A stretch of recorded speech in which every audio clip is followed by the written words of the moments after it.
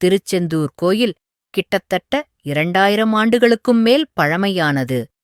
சங்க காலத்திலேயே சேந்தூர் என்று புறநானூறு அகநானூறு ஆகியவற்றில் பாடப்பட்டுள்ளது.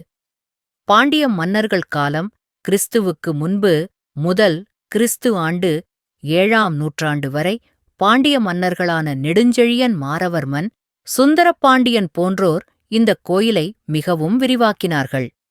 அவர்கள் கட்டிய நாழிக் கிணறு இன்றும் உப்பு இல்லாத தண்ணீர் தருகிறது. இது அதிசயம். ஒரு பாண்டிய மன்னன் போருக்குச் செல்லும் முன் இங்கு வந்து வேல் வாங்கி வெற்றி பெற்றதாக கல்வெட்டுகள் சொல்கின்றன.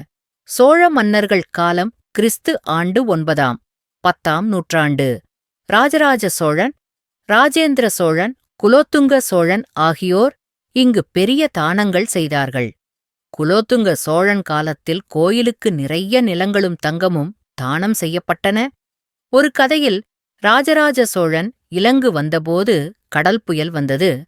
அவன் முருகனை வேண்ட புயல் அடங்கியது. அதற்கு நன்றியாக அவன் பெரிய மண்டபம் கட்டினான்.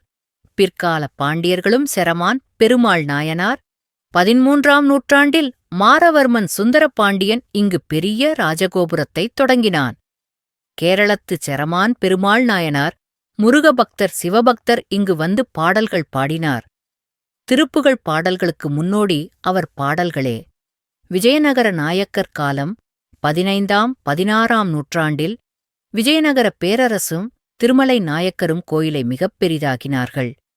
இன்று நாம் பார்க்கும் 9 நிலை ராஜகோபுரம் 137 அடி உயரம் விஜயநகர அரசர்களால் கட்டப்பட்டது. ஒரு கதையில் ஒரு நாயக்க மன்னன் குழந்தையில்லாமல் தவித்தான். இங்கு 48 நாள் கந்தசஷ்டி விரதம் இருந்தான்.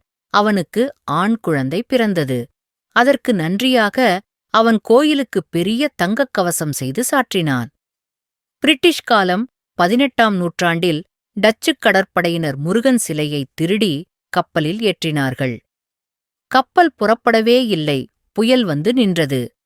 பயந்து போன டச்சுக்காரர்கள் சிலையை கடலில் போட்டுவிட்டு ஓடினார்கள். மீனவர்கள் சிலையை மீட்டு கரைக்கு கொண்டு வந்தார்கள். அது இன்றும் நாழிக்கிணறு அருகே நடப்பட்ட பெரிய வேலாக இருக்கிறது. இதை நினைவு கூர்ந்தே ஆண்டுதோறும் சிலை மீட்பு நாடகம் நடக்கிறது.